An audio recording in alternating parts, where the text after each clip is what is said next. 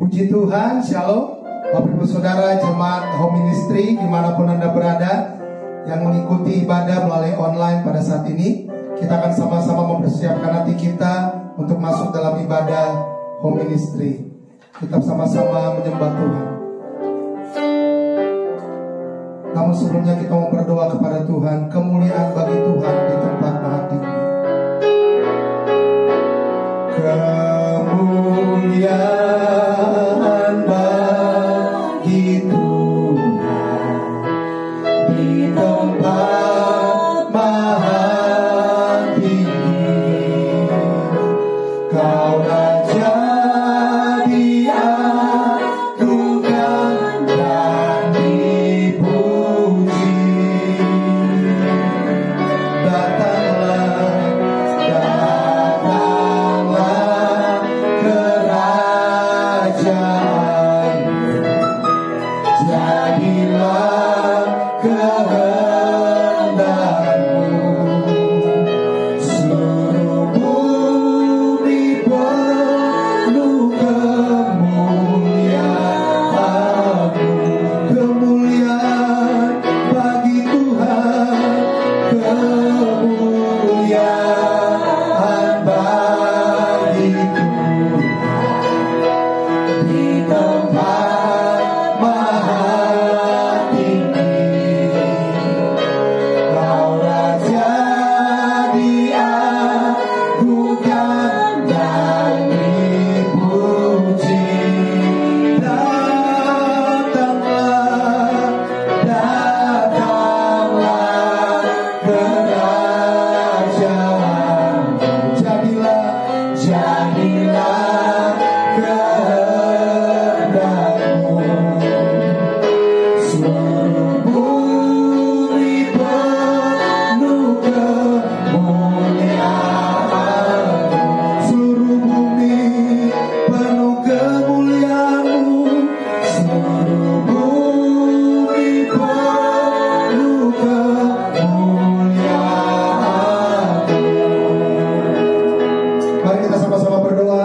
Kami mengucap syukur Bapa. Terima kasih Tuhan Yesus untuk penyertaan-Mu, untuk kasih setia-Mu, untuk kebaikan-Mu yang kami rasakan selama 1 minggu ini. Semuanya kami tidak dapat membalas Tuhan, tapi kami mau bersyukur, kami mau memuji, menyembah-Mu. Bahkan kami mau diubahkan oleh kebenaran firman-Mu ya Bapa.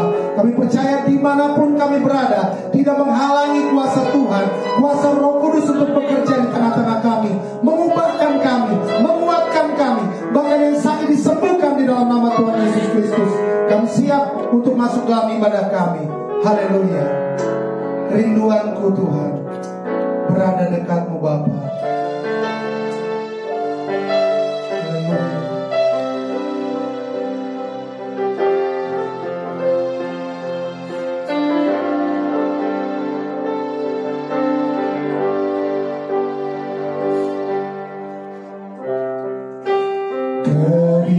Kerinduanku berada dekat-Mu Tuhan.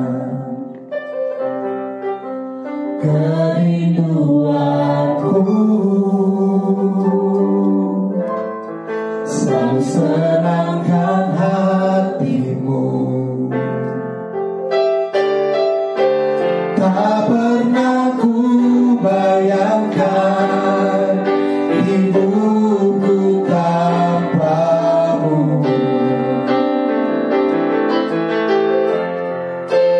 Yang menjadi hasratku menyanyikan pujian bagi-Mu. Aku menyembah-Mu, Yesusku, yang ada di tata mulia. Aku memuji-Mu dengan segenap hatiku. Ku menyembah-Mu selalu.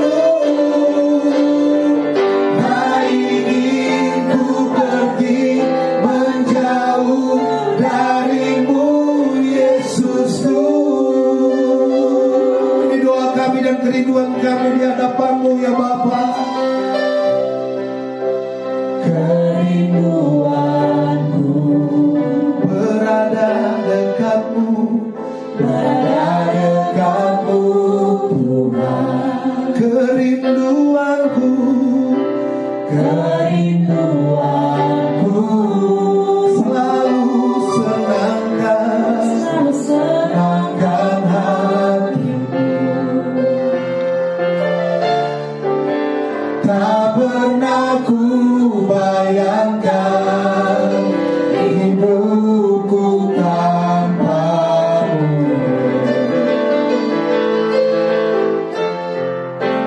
Yang menjadi hasratku menyanyikan pujian bagimu. Aku menyembahmu, Yesusku, yang ada di tata mulia. Aku memujimu dengan segenap hatiku. Amin, amin. Ku menyembahmu selalu. Tak ingin ku pergi menjauh darimu, Yesusku. Aku menyembahmu, Yesusku, Yesusku, yang ada di tata mulia. Aku memujimu dengan segenap hatiku, Tuhan. Ku menyembahmu selalu. Tak ingin ku pergi menjauh darimu, Yesusku. Oh, haleluya. Kami menyembahmu, Tuhan. Sebab Kaulah yang disembah, Kaulah yang dimuliakan. Kau Tuhan dan Raja kami, yang perkasa, yang berdaulat selamanya. Kami tunduk kepadamu, Tuhan. Haleluya. Segala kemuliaan bagimu, Bapa. Hanya Kau yang layak disembah. Glory, glory bagimu, Yesusku. Terima kasih, Tuhan. Kami bersyukur padamu selamanya. Hanya Engkau yang layak disembah. Hanya Engkau yang layak dimuliakan, Yesus Tuhan kami. Engkau layak dihormati, Tuhan. Kami menyembahmu. Haleluya, haleluya. Aku menyembahmu, Yesusku, yang ada di tata mulia. Aku memujimu dengan segenap hatiku. Ku menyembahmu selalu. Tak ingin ku pergi menjauh darimu, Yesusku. Aku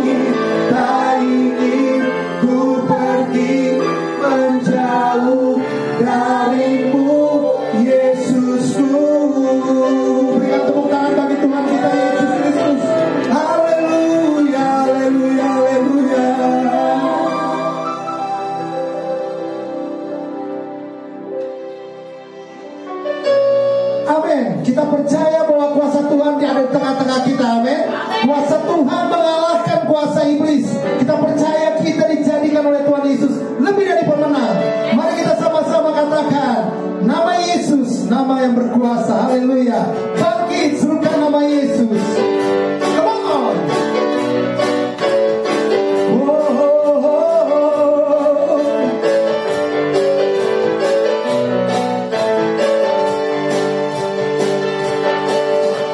Bangkit, serukan nama Yesus. Maju, nyatakan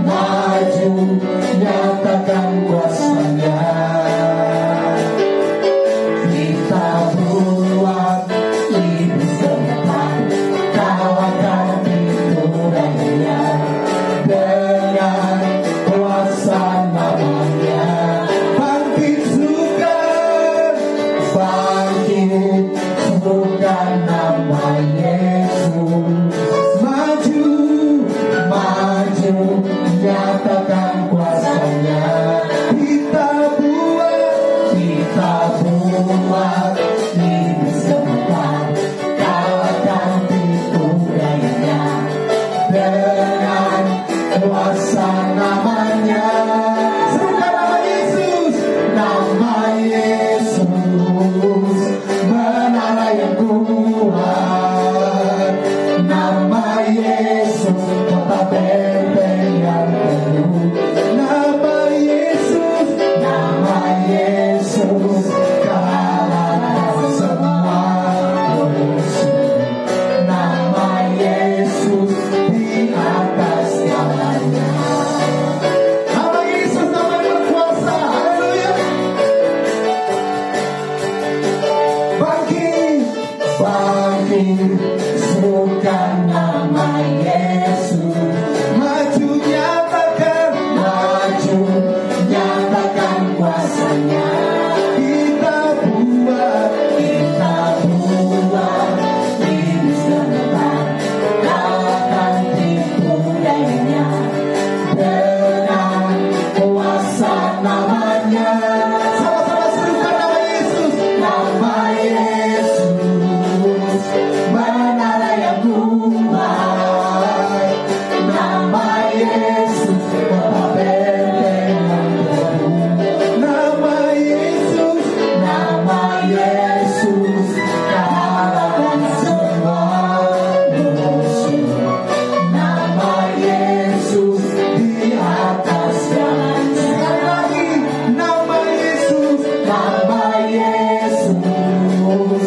menara yang kuat. Amin. Nama Yesus, kota benteng yang teguh. Hanya nama Yesus, kalahkan semua musuh. Nama Yesus di atas segalanya. Nama Yesus di atas. Nama Yesus di atas segalanya. Serukan sekali lagi, nama Yesus di atas. Nama Yesus di atas segalanya. Mari kita semua, umat pilihan Tuhan, dengarlah panggilannya untuk mengenapi firman Tuhan. Haleluya. Mari kita semua, umat pilihan Tuhan, dengarlah panggilannya untuk menggenapi firman-Nya. Sekaranglah waktunya untuk berdiri bagi bangsa ini. Mari maju, umat pemenang. Mari kita semua, umat pilihan Tuhan, dengarlah panggilannya untuk menggenapi firman-Nya. Sekaranglah waktunya untuk berdiri bagi bangsa ini. Mari maju, umat pemenang. Bukan bangkit, nyatakan kemuliaan-Nya. Bukan bangkit,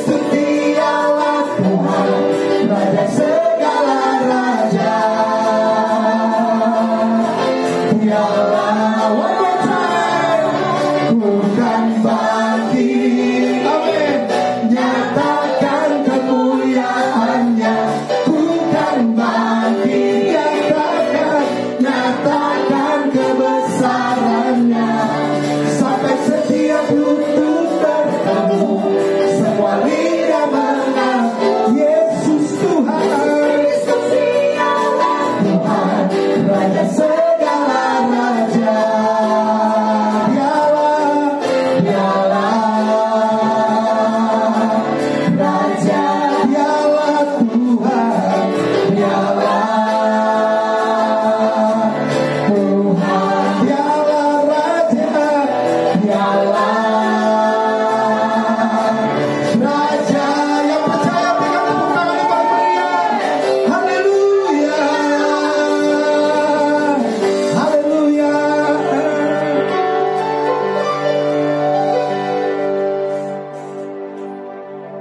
Kita akan siapkan hati kita untuk menerima kebenaran firman Tuhan. Firman Tuhan sanggup mengubahkan kehidupan kita. Yang lemah dikuatkan, yang sakit disembuhkan. Kita mau panggil namanya Bapa. Kami naikkan syukur kepadamu Tuhan. Haleluya. Bapa,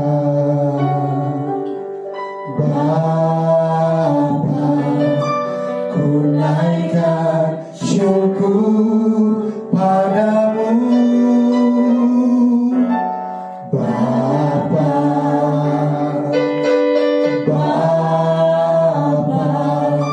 ku sembah sujud kepadamu. Sekali lagi panggil dia Bapa. Bapa, oh Bapa, ku naikkan syukur padamu. Bapa,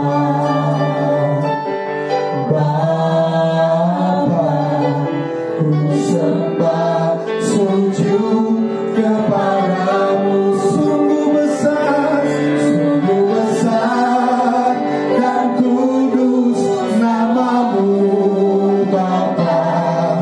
Ku selalu puji namamu. Besar setiamu, rahmatmu di dalam hidupku Bapa. Ku mengasihimu. Dia Bapa Yahweh yang baik, Bapa Yahweh yang penuh kasih setia. Bapa,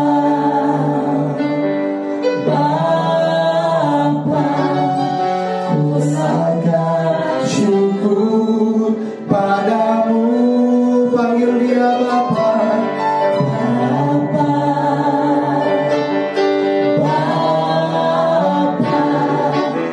Sembah sujud kepadamu. Sungguh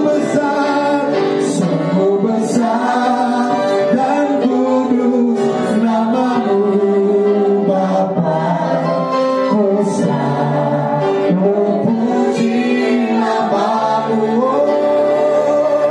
Besar setiamu, rahmatmu di dalam hidupku Bapa yang ku mengasihi. Sungguh besar dan kudus namamu Bapa. Ku selalu puji namamu. Besar setiamu, rahmatmu di dalam hidupku Bapa. Sekali lagi, sungguh besar dan kudus namamu Bapa Yahweh. Ku selalu puji namamu. Besar setiamu, rahmat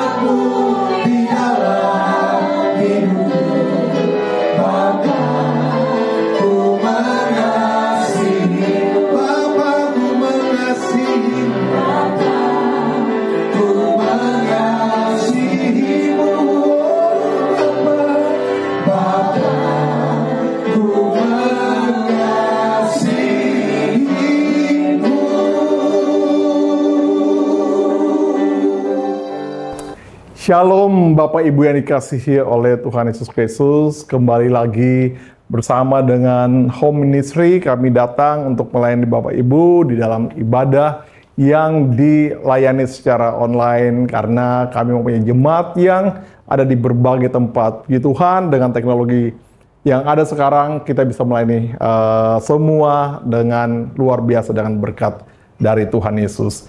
Sebelumnya mari kita berdoa. Bapa dalam surga, terima kasih Bapa bahwa pada hari ini hamba-Mu boleh berdiri untuk melayani firman-Mu, dan terima kasih untuk seluruh jemaat-Mu yang sudah hadir di masing-masing tempat mereka yang mengikuti ibadah secara online. Pada saat ini kami akan belajar tentang firman-Mu Tuhan, kami akan mempelajari kebenaran yang datangnya dari Engkau saja, terutama kami akan mempelajari mengenai Engkau sendiri, yaitu Roh-Mu. Roh-Mu yang tinggal di dalam kami, Roh-Mu yang menyatu dengan roh kami sendiri, yang sudah mengerjakan keselamatan di dalam diri kami. Karena itu minta Roh Kudus Engkau menyertai kami, menyertai hamba, menyertai juga seluruh jemaat yang sedang mendengarkan firman-Mu. Urapi kami Tuhan semuanya, supaya kami boleh dilayakkan untuk mendengarkan firman-Mu, dan juga urupai khususnya hamba, supaya apa yang hamba sampaikan itu adalah perkataan-Mu saja Tuhan, yang memberi kuasa dan juga merubah kehidupan kami semua. Dalam nama Tuhan Yesus, dan kita semua yang sudah siap untuk mendengarkan firman, katakan bersama, amin. Bapak Ibu yang dikasihi oleh Tuhan Yesus, seperti yang tadi saya sampaikan, kita pada saat ini, pada hari Minggu ini akan belajar mengenai satu topik, yaitu kesatuan roh. Apa itu kesatuan roh? Bagaimana itu kesatuan roh? Bagaimana bisa terjadi kesatuan roh? Dan apa sejarahnya di dalam Alkitab? Kita akan pelajari. Karena apa? Karena itu adalah topik yang sangat luar biasa. Nanti kita lihat satu-satu. Ayat yang saya mau ambil sebagai ayat kunci dari firman Tuhan yang akan kita pelajari saat ini adalah dari 1 Korintus 6 ayat 17 yang mengatakan, tetapi siapa yang mengikatkan dirinya pada Tuhan, ia menjadi satu roh dengan Dia. Saya ulangi, tetapi siapa yang mengikatkan dirinya pada Tuhan, ia menjadi satu roh dengan Dia. Dan juga ada beberapa ayat di tempat lain, terutama di Efesus 4 juga berkata, berusahalah memelihara kesatuan roh. Kalau kita lihat dari hal ini, itu sangat luar biasa dan sangat ajaib. Karena apa? Karena Rasul Paulus di suratnya kepada jemaat Korintus mengatakan bahwa kita ada dalam kesatuan roh dengan Tuhan. Mungkin, ini kan biasa saja. Tapi kalau kita coba pikirkan, kita coba renungkan. Bayangkan saudara, setiap dari kita punya roh. Amin. Setiap orang yang percaya pada Tuhan Yesus mempunyai roh di dalam dirinya. Dan roh itu, roh kita, roh manusia kita itu bersatu dengan roh Tuhan itu sendiri. Jadi, di dalam diri kita ada roh Tuhan yang diam di dalam diri kita. Karena menyatu. Dan kata satu di sini adalah betul-betul satu. Artinya tidak bisa dipisahkan. Menyatu. Bergabung. Menyatu. Sehingga jika kita melihat ada dua hal yang berbeda, yang kemudian menyatu, bersekutu, sehingga tidak dipisahkan, itulah kesatuan. Kesatuan dikatakan di dalam firman Tuhan ini, yaitu kita, orang-orang yang sudah percaya pada Tuhan, yang artinya mengikatkan diri pada Tuhan, menjadi satu roh dengan Tuhan.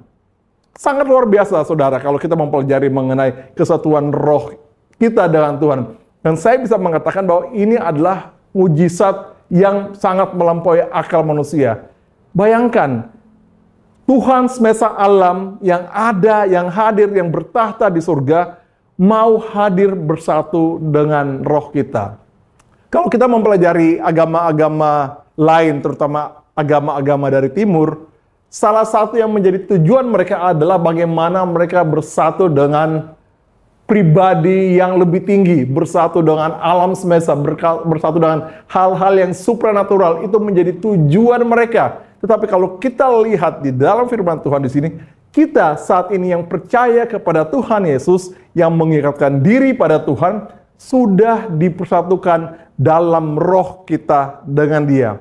Itu yang akan kita pelajari. Karena itu sebelum kita mempelajari lebih lanjut tentang kesatuan roh, bagaimana Tuhan menyatukan rohnya dengan kita pelajari apa itu roh. Di sini tentu saja bukan bicara tentang roh manusia, tetapi roh kudus. Jadi kita belajar tentang roh kudus, bagaimana kemudian sejarahnya, ada penyatuan antara roh Tuhan dengan roh kita. Bagaimana hal itu terjadi? Dan untuk itu kita harus balik ke depan lagi, yaitu kita balik ke kitab Kejadian, di mana pertama kali manusia diciptakan oleh Tuhan.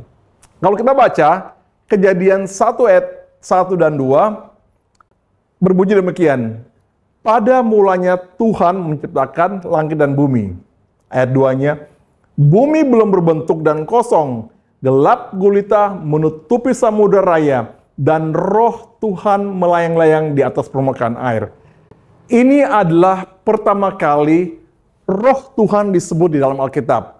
Dan ketika roh Tuhan disebut pertama kali di dalam Alkitab, itu terkait dengan penciptaan yang Tuhan lakukan atas alam semesta. Dikatakan di sini bahwa roh Tuhan melayang-layang di atas permukaan air. Sebelum kita lanjut ke situ, roh Tuhan itu apa? Roh Tuhan itu apa?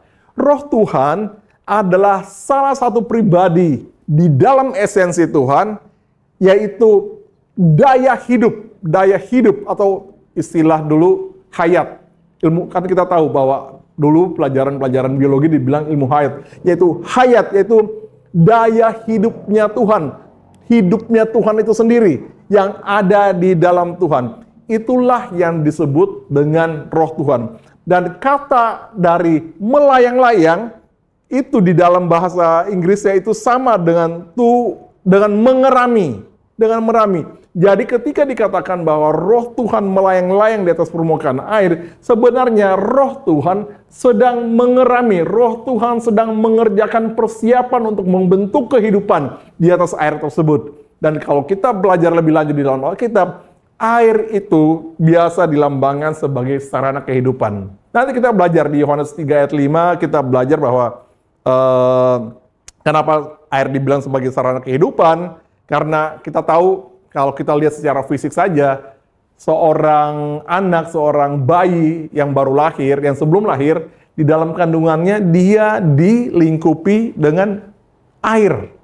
Dan itu juga kemudian ketika kita dibaptis yang belum lama kita lakukan, sakramen pembaptisan dilakukan pada jemaat Tuhan di Home Ministry Jawa Barat, itu semua kemudian dimasukkan di dalam air. Nanti kita akan pelajari, kita akan sampai di situ. Tapi kita mau lihat di sini bahwa roh Tuhan, yaitu salah satu pribadi Tuhan, salah satu pribadi yang merupakan daya hidup Tuhan, itu mengerami permukaan air untuk mempersiapkan kehidupan.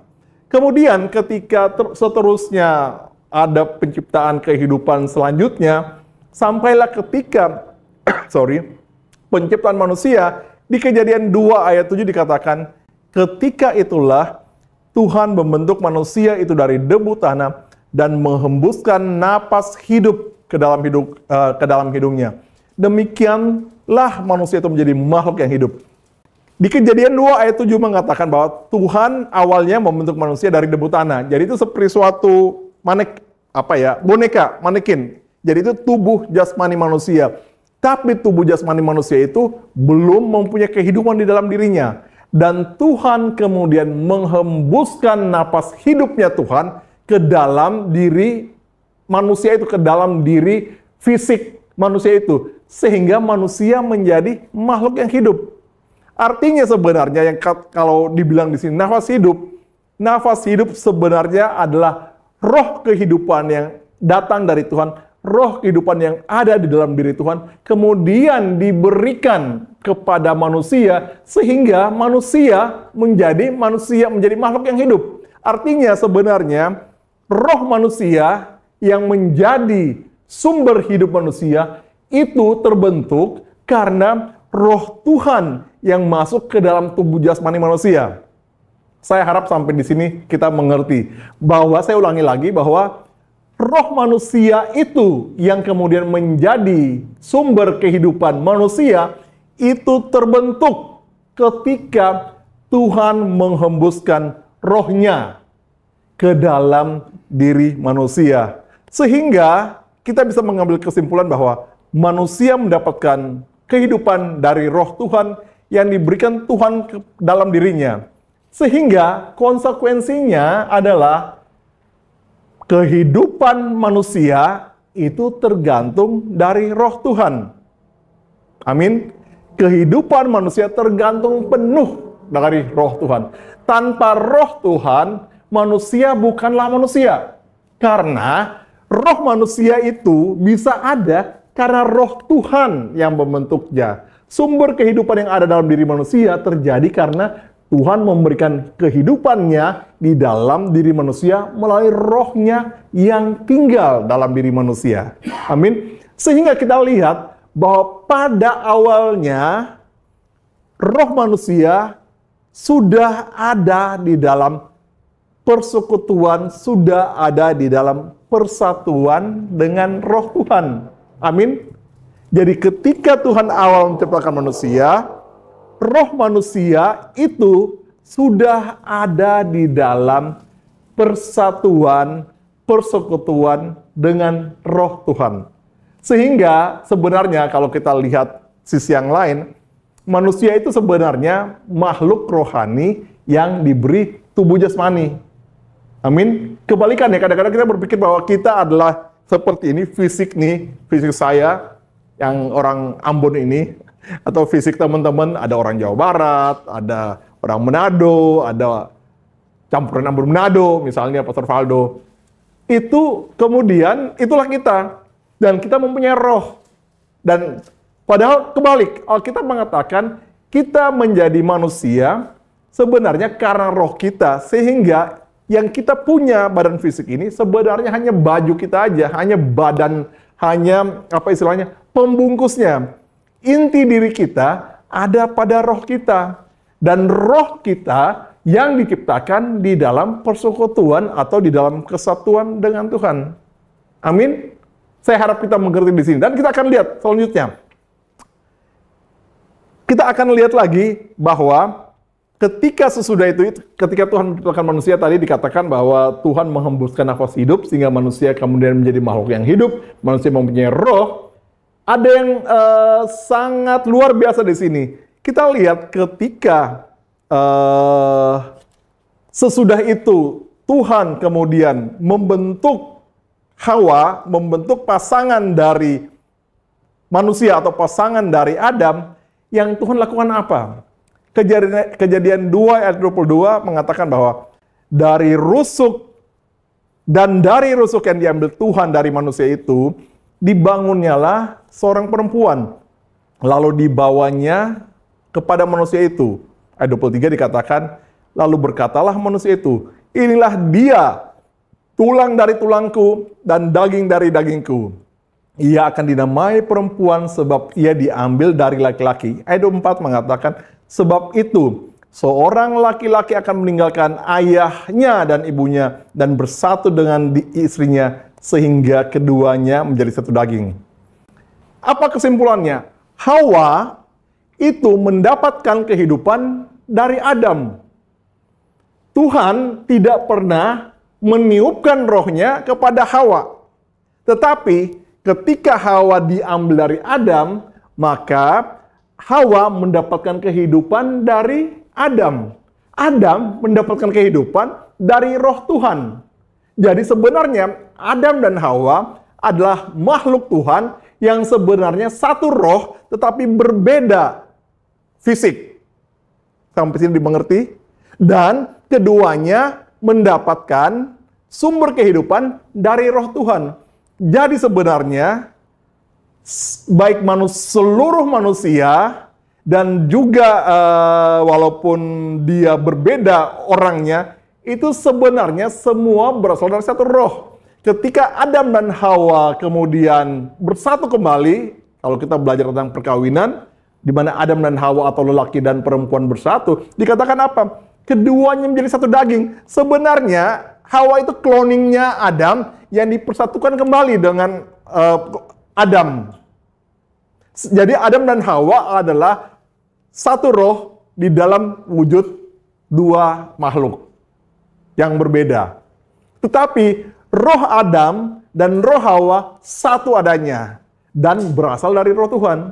Kenapa saya singgung hal ini?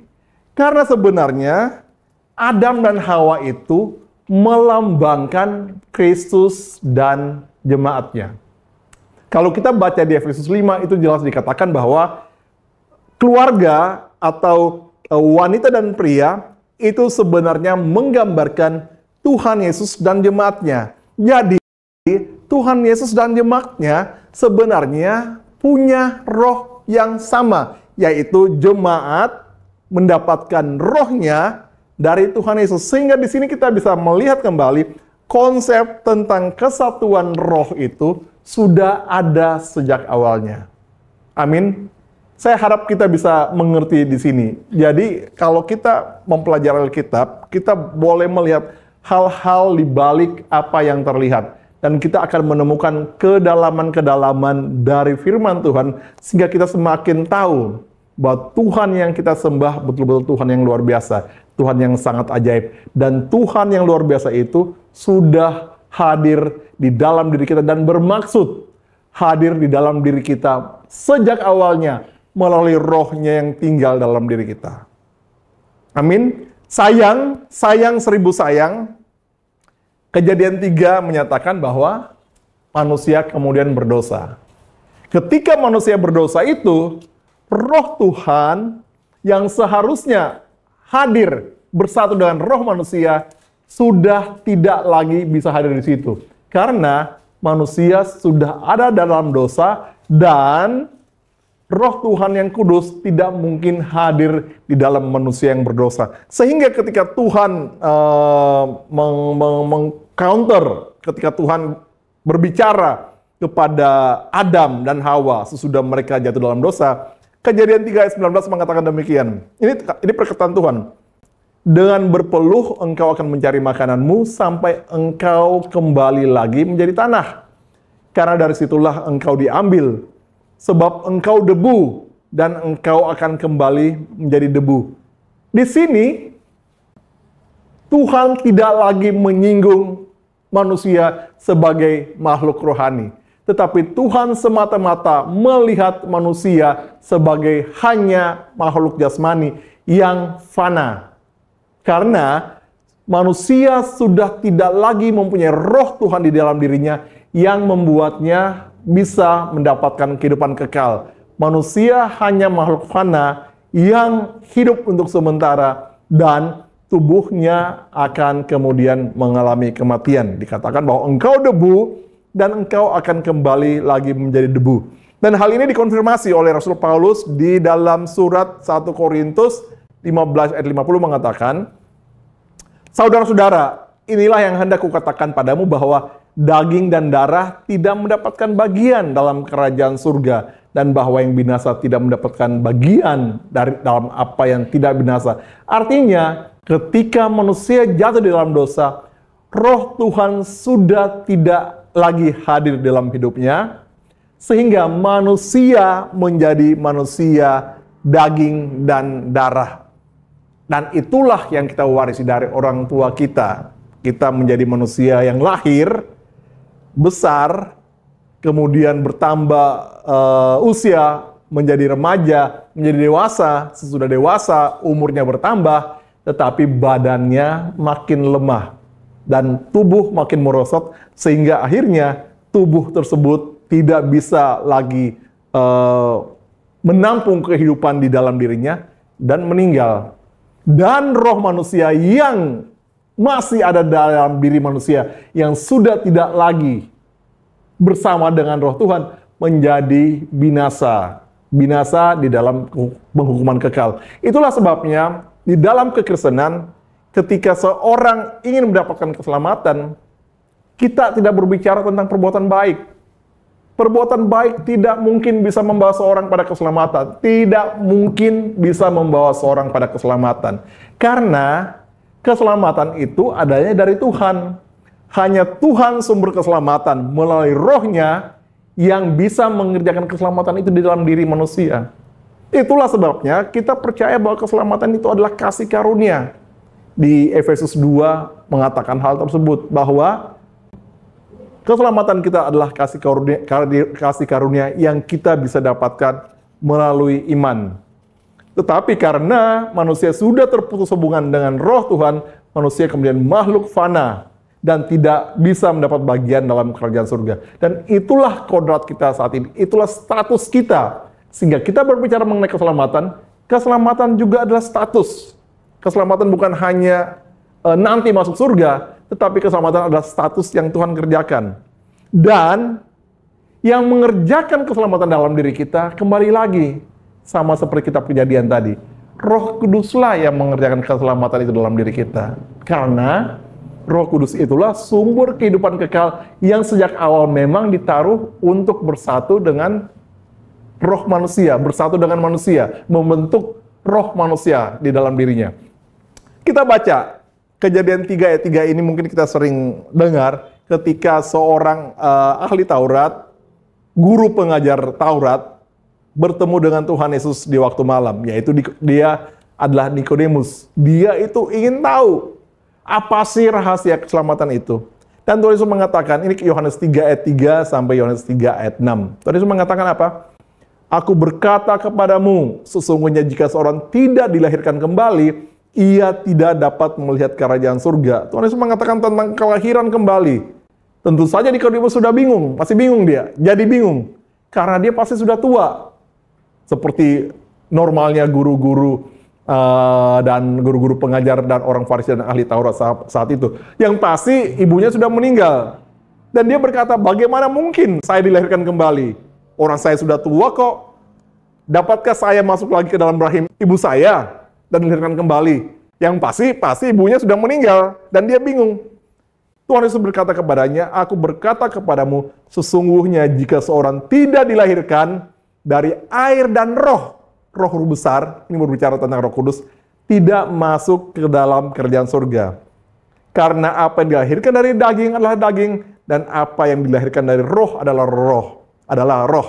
Di sini Tuhan Yesus sedang mengatakan bahwa kamu semua manusia adalah manusia-manusia daging belaka yang sudah putus hubungan dengan Tuhan dan tidak mungkin bisa diselamatkan oleh dirimu sendiri karena kamu adalah manusia daging. Tetapi hanya oleh pekerjaan Roh Kudus yang bisa dikerjakan oleh Roh Kudus, dikatakan tidak dilahirkan dari air dan roh, dia tidak bisa melihat kerajaan surga, tidak dapat masuk ke dalam kerajaan surga. Di sini yang kita lihat di sini, Tuhan Yesus mengacu pada apa yang tadi kita baca di Kejadian 1 ayat 2, yaitu Roh Tuhan melayang-layang di atas permukaan air. Karena dikatakan bahwa Roh Tuhanlah sumber kehidupan, dan Roh Tuhanlah yang bisa mengerjakan keselamatan di dalam diri kita. Melalui apa? Balik lagi seperti awalnya. Roh Tuhan kemudian harus dipersatukan lagi. Tuhan harus mempersatukan diri lagi ke dalam diri manusia, sehingga manusia mempunyai roh yang bisa memberikan dia kehidupan yang kekal. Itulah yang dikerjakan oleh teman-teman yang kemarin melakukan pembaptisan, yaitu dipersatukan oleh Roh Kudus dengan apa? Dengan Kristus. Itu waktu itu Pastor Raymond sudah banyak sekali menjelaskan tentang itu. Tapi kita baca ayatnya supaya kita refresh dan kita bisa melihat hubungan tentang apa yang Roh Kudus lakukan di dalam keselamatan kita dan apa hubungannya dengan pembaptisan yang teman-teman belum lama lakukan.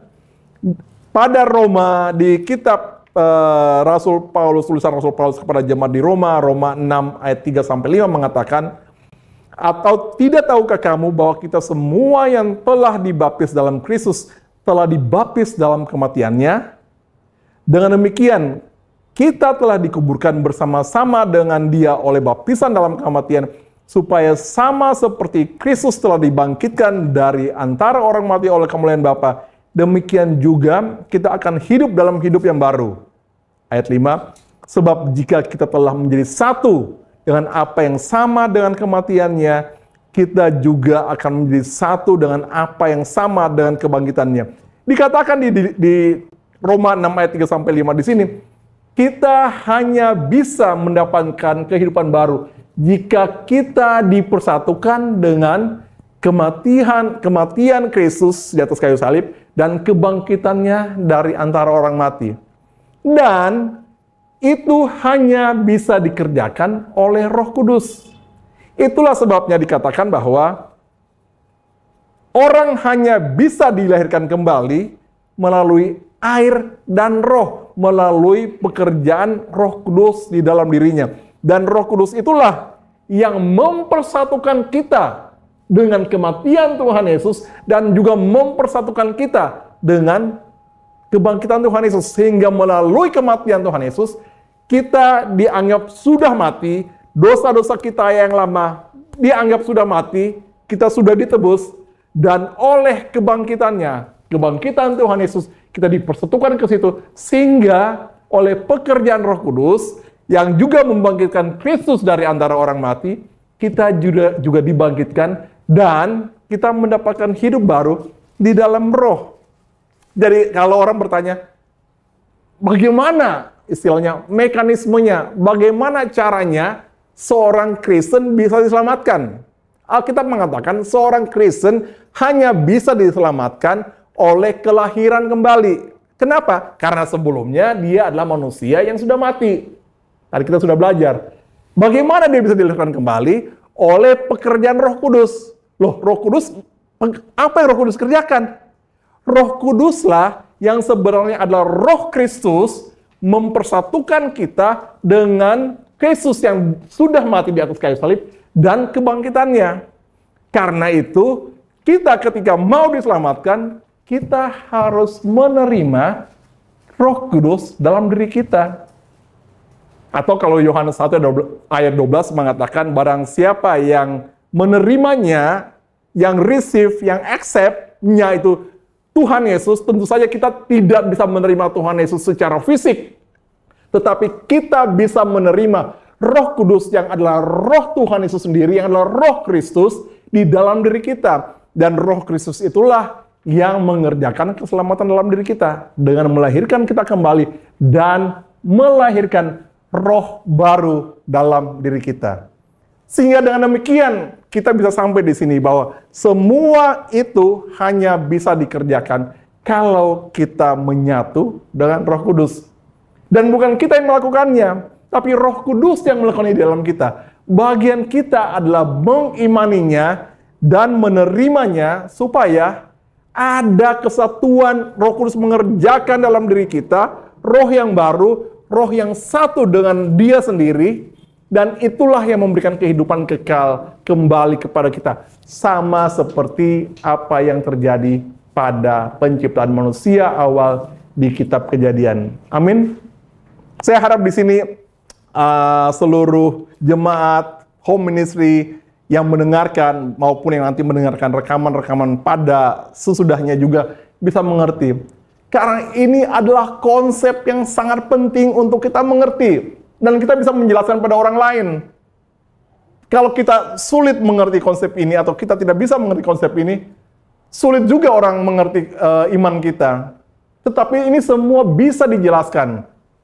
Dan itu semua tertulis di dalam firman Tuhan. Ada satu hal yang kita lihat yang sangat ajaib. Ini kita lihat di Yohanes 20 ayat 22. Ini kejadiannya, Tuhan Yesus sudah bangkit, dan Dia bertemu dengan murid-muridnya. Tuhan Yesus mengatakan apa? Di sini Kejadian 20 ayat 22 saya katakan, saya baca, dan sesudah berkata demikian, Ia, maksudnya Tuhan Yesus, mengembusi mereka dan berkata, terimalah Roh Kudus. Ini agak, kalau kita baca ayat ini, agak unik. Karena di antara pertemuan-pertemuan Tuhan Yesus dengan murid-muridnya sesudah Dia bangkit dari kematian, kok sempet-sempetnya Dia melakukan sesuatu yang sangat unik ini, yaitu Dia mengembusi mereka, murid-muridnya, dan berkata, terimalah Roh Kudus. Apa yang Tuhan Yesus lakukan di sini? Sebenarnya Tuhan Yesus sedang melakukan apa yang Dia lakukan, apa yang Tuhan lakukan pada kitab Kejadian 2 ayat 7 tadi. Di mana manusia itu menjadi makhluk hidup atau manusia itu punya roh kehidupan sesudah Tuhan menghembuskan napas hidupnya ke dalam diri manusia itu. Dan Tuhan Yesus melakukannya lagi.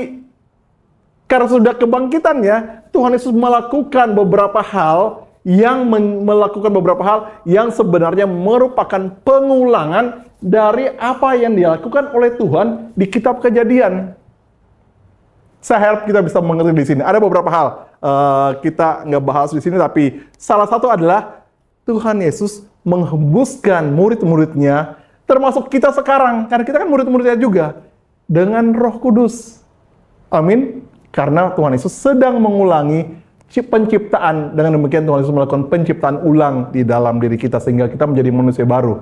Hal yang lain adalah Tuhan Yesus memberkati. Kita sudah belajar mengenai Tuhan Yesus naik ke surga. Waktu itu Pastor Raymond sudah nyatakan apa hal yang terakhir yang dilakukan oleh Tuhan Yesus yang terlihat oleh murid-muridnya.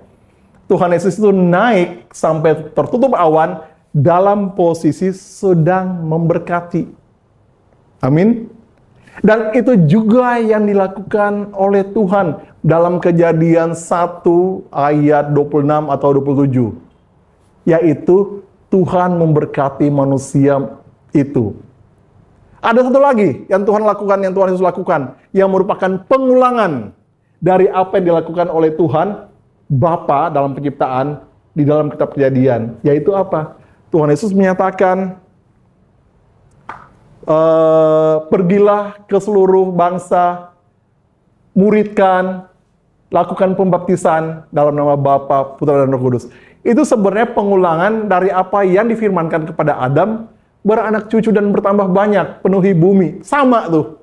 Hanya bedanya kalau Adam beranak cucu, tetapi murid-muridnya diminta untuk melakukan pemuritan. Tetapi kita nggak bahas di situ.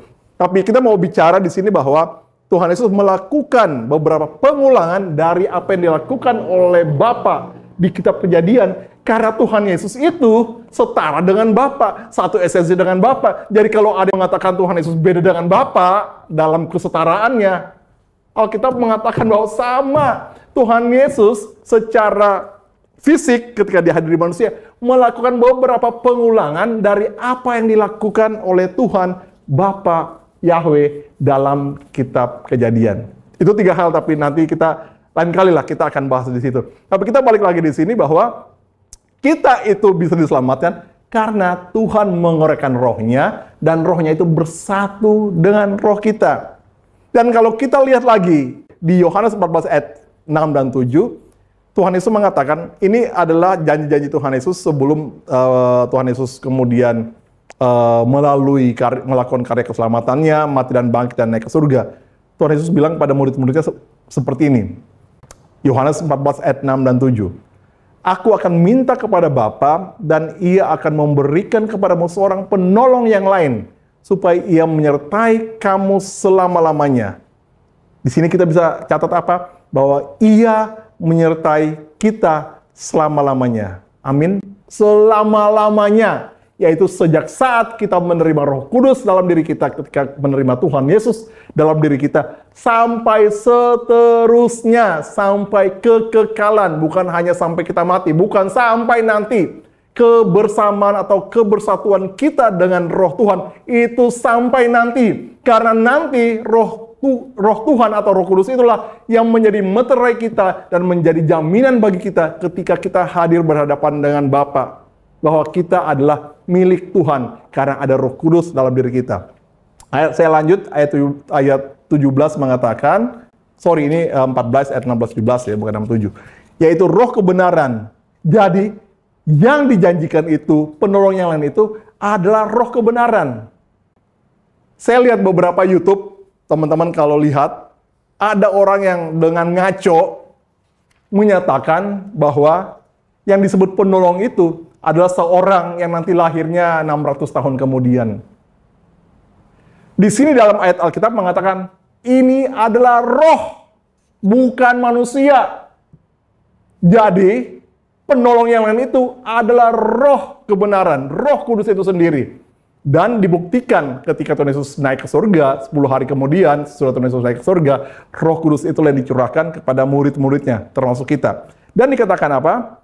Dunia tidak dapat menerima dia, sebab dunia tidak melihat dia dan tidak mengenal dia. Tetapi kamu, murid-muridnya, termasuk kita, mengenal dia. Sebab ia menyertai kamu dan akan diam di dalam kamu. Tadi kita sudah belajar bahwa roh kita memperoleh kehidupan dari roh Tuhan yang menyatu dalam roh kita.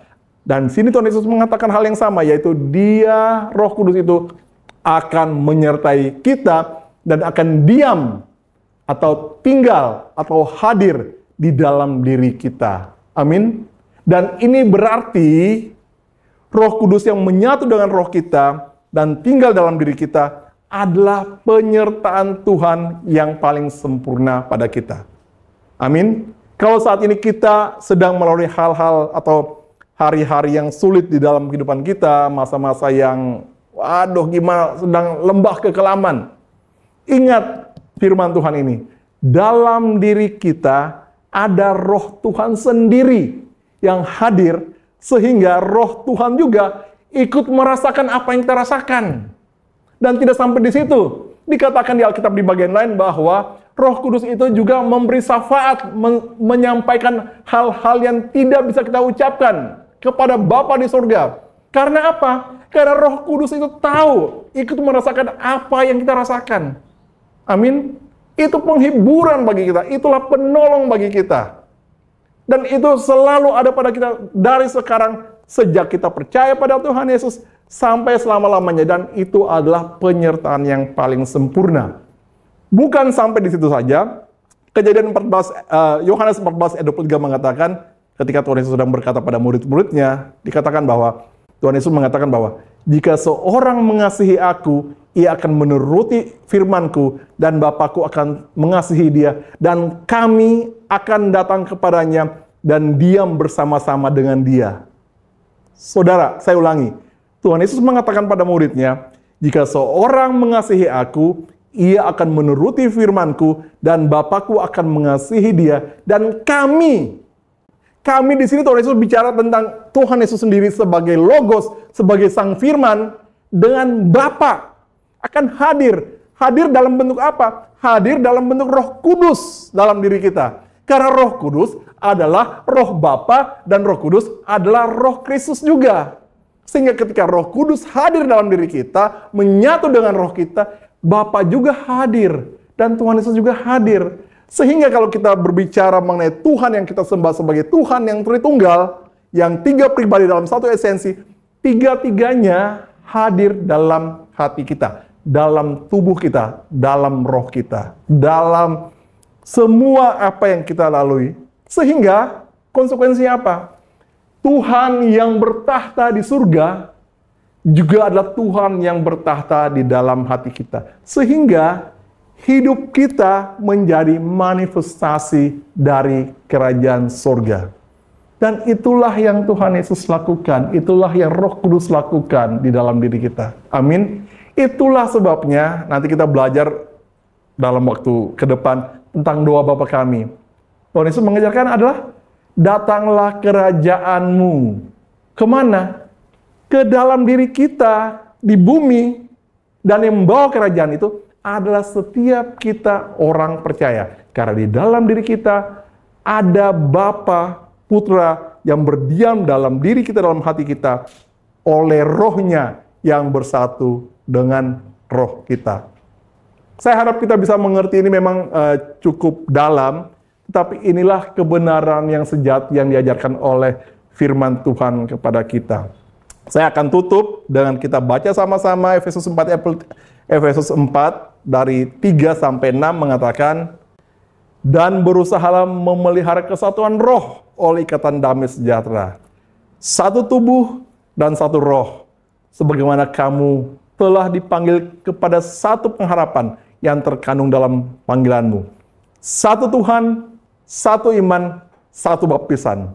Satu Elohim dan Bapa dari semua.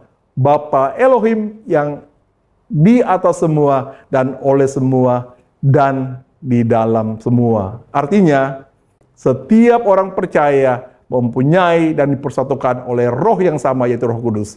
Dan setiap orang percaya punya satu tubuh rohani, yaitu kita semua jemaat Tuhan disebut sebagai tubuh Kristus, karena roh yang ada dalam kita adalah roh Kristus adanya. Saya harap kita bisa mengerti, kita bisa mempelajari lebih dalam lagi, dan kita bisa melihat hal yang sangat ajaib yang sudah Tuhan kerjakan dalam diri kita melalui Roh Kudus yang sudah dikaruniakan kepada kita, yang beberapa lama lalu kita rayakan pencurahannya, dan saat ini juga sudah hadir dalam diri kita, dan juga sudah menyertai kita dari sekarang sampai selama-lamanya. Di mana? Di dalam hati kita menyatu dengan roh kita, yaitu roh yang baru, yaitu roh yang akan bersama-sama dengan kita sampai pada kekekalan ketika kita bertemu dengan Tuhan Yesus di awan-awan yang permai. Tuhan Yesus memberkati kita semua. Mari kita berdoa. Bapa dalam surga, terima kasih Bapa, karena pada saat ini kami boleh belajar dari kebenaran-Mu yang begitu luar biasa tentang apa yang sudah Engkau kerjakan di dalam kehidupan kami. Kami yang sebenarnya tidak layak, sudah Engkau layakkan menjadi bait-Mu, yaitu di dalam diri kami ada Roh Kudus. Roh Kudus yang tinggal bersama dengan roh kami, di mana roh kami menjadi tahta dari Roh Kudus. Dan hidup kami semuanya Tuhan menjadi kehidupan kerajaan surga, di mana Bapa, Putra, dan Roh Kudus juga hadir dalam kehidupan kami. Dan kerajaan surga itu termanifestasikan di dalam kehidupan kami. Itulah yang menjadi tujuan keselamatan-Mu Tuhan, dan biarlah itu yang terjadi dalam kehidupan kami semua, baik hamba, semua yang mendengarnya, seluruh hamba-hamba Tuhan yang ada, para jemaat Tuhan di Jawa Barat, para jemaat Tuhan di tempat-tempat yang lain, di Manado, di Jakarta, dan di tempat-tempat lain, semua ada dalam kebersatuan dengan Roh Kudus yang sudah Tuhan berikan kepada kami semua. Dan kami akan berjalan di dalam penyertaan-Mu Tuhan, untuk melakukan hal-hal yang besar sesuai dengan apa yang sudah Engkau rencanakan kepada kami. Sampai kembali kami hadir bersama-sama dengan Engkau, bertemu muka dengan muka di dalam kemuliaan-Mu, dan hidup di dalam Engkau dalam kami selama-lamanya dalam kerajaan-Mu. Terima kasih. Apa yang sudah hamba sampaikan, biarlah Roh Kudus selalu tetap bicarakan, tetap nyatakan seterusnya di dalam anak-anak-Mu Tuhan, sehingga kami semakin terbuka oleh pengenalan kami kepada-Mu Tuhan. Tuhan kami yang ajaib, Tuhan kami yang hidup. Terima kasih, di dalam nama Tuhan Yesus kami menyerahkan segala sesuatu, dan biarlah kami semua diberkati oleh-Mu. Kita yang sudah percaya, kita yang sudah diberkati oleh firman Tuhan, katakan bersama, amin. Sobat Home Ministry dimanapun Anda berada, saat ini kita akan masuk dalam sakramen perjamuan kudus. Dan saya persilakan saudara yang ada di rumah untuk bangkit berdiri. Bagi saudara-saudara yang saat ini sudah menyiapkan sarana perjamuan kudus, mohon dipegang. Dan kita akan doakan sama-sama. Di dalam nama Tuhan Yesus, saat ini kami mengangkat roti dan anggur ini. Kami kuduskan, kami sucikan di dalam nama Tuhan Yesus, menjadi layak digunakan untuk perjamuan kudus ini. Dalam nama Tuhan Yesus, haleluya, amin. Saudara, dengarkanlah ketetapan perjamuan kudus. Yesus berfirman, "Akulah roti hidup yang telah turun dari sorga. Jikalau seorang makan dari roti ini, ia akan hidup selama-lamanya. Dan roti yang kuberikan itu ialah dagingku, ia akan kuberikan untuk hidup dunia." Maka kata Yesus kepada mereka, "Aku berkata kepadamu, sesungguhnya jikalau kamu tidak makan daging anak manusia dan minum darahnya, kamu tidak akan mempunyai hidup dalam dirimu. Barang siapa makan dagingku dan minum darahku, ia mempunyai hidup yang kekal, dan aku akan membangkitkan dia pada akhir zaman. Sebab dagingku adalah benar-benar makanan, dan darahku adalah benar-benar minuman.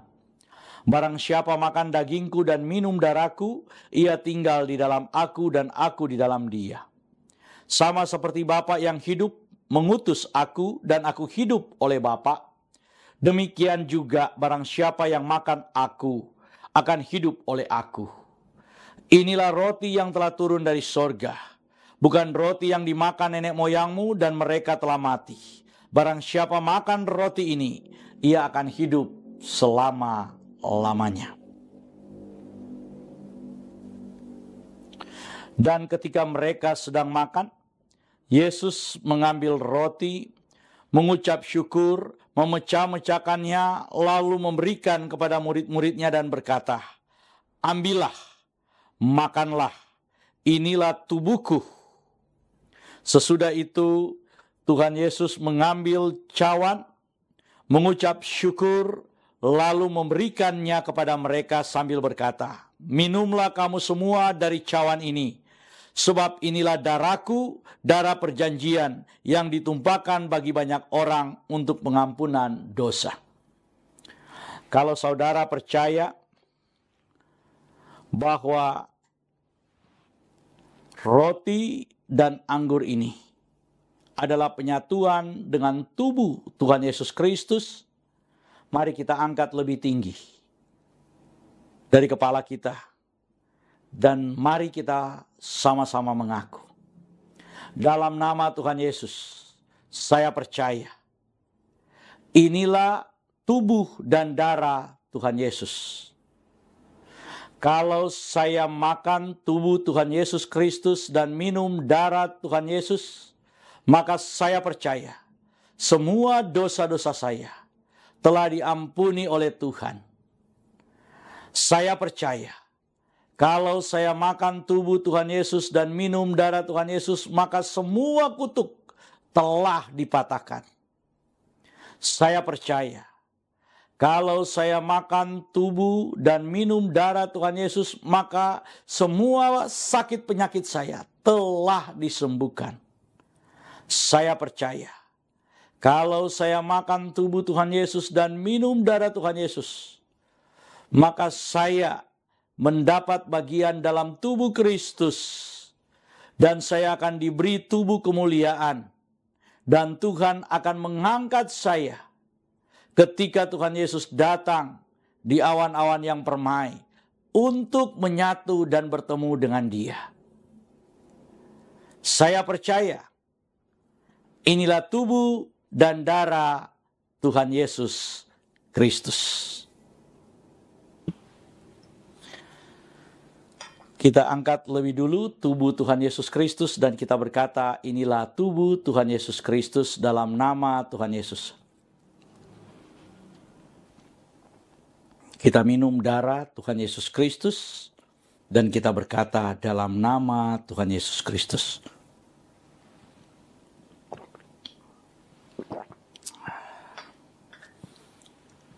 Mari kita mengucap syukur bersama-sama. Karya terbesar dalam hidupku, pengorbananmu yang selamatkanku, Engkaulah harta yang tak ternilai, yang ku miliki dan ku hargai. Yesus tetap ku kagumi. Karya terbesar dalam hidupku, pengorbananmu yang selamatkanku, Engkaulah harta yang tak ternilai, yang ku miliki dan ku hargai. Yesus sedang ku kagumi. Yesus sedang ku kagumi. Yesus sedang ku kagumi.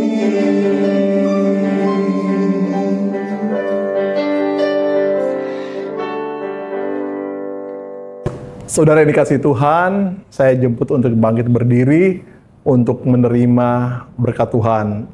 Kita angkat tangan kita, arahkan kepada Tuhan, dan kita juga satukan hati, arahkan juga pada Tuhan untuk menerima berkat Tuhan. Segala berkat ini akan datang kepadamu dan menjadi bagianmu jika engkau mendengarkan suara Tuhanmu. Diberkatilah engkau di kotamu, dan diberkatilah tempat bekerjamu. Diberkatilah buah tanganmu, yaitu setiap usaha dan pekerjaanmu. Diberkatilah keluarga dan orang tuamu. Diberkatilah juga pasanganmu dan saudara-saudaramu. Diberkatilah anak menantumu dan cucumu. Diberkatilah engkau pada waktu engkau masuk, dan diberkatilah engkau pada waktu engkau keluar. Engkau tidak akan menjadi ekor tetapi kepala. Engkau tidak akan meminta-minta tetapi memberi. Engkau tidak akan mengemis tetapi kaya. Engkau akan menjadi berkat di tengah dunia. Tuhan memberkati dan melindungi engkau. Tuhan menyinari engkau dengan wajah-Nya dan memberikan engkau kasih karunia. Tuhan menghadapkan wajah-Nya kepadamu dan memberikan engkau damai sejahtera. Shalom. Berkat dari Bapa kita, Yahweh namanya, cinta kasih dari Tuhan Yesus Kristus, Yeshua HaMashiach, dan persekutuan yang intim, yang menyatu dengan Ruach HaKodes, Roh Kudus, akan selalu bersama-sama dengan kita dari sekarang sampai selama-lamanya. Dan kita semua yang sudah diberkati katakan bersama, amin.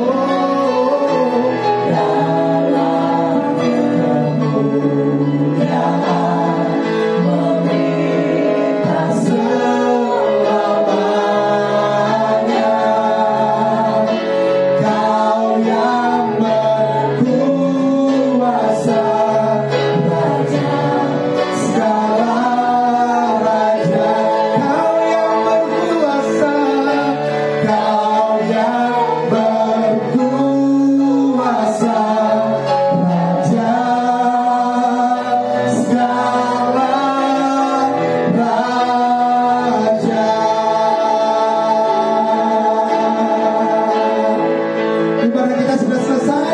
Selamat hari Minggu. Tuhan Yesus memberkati kita semua. Shalom.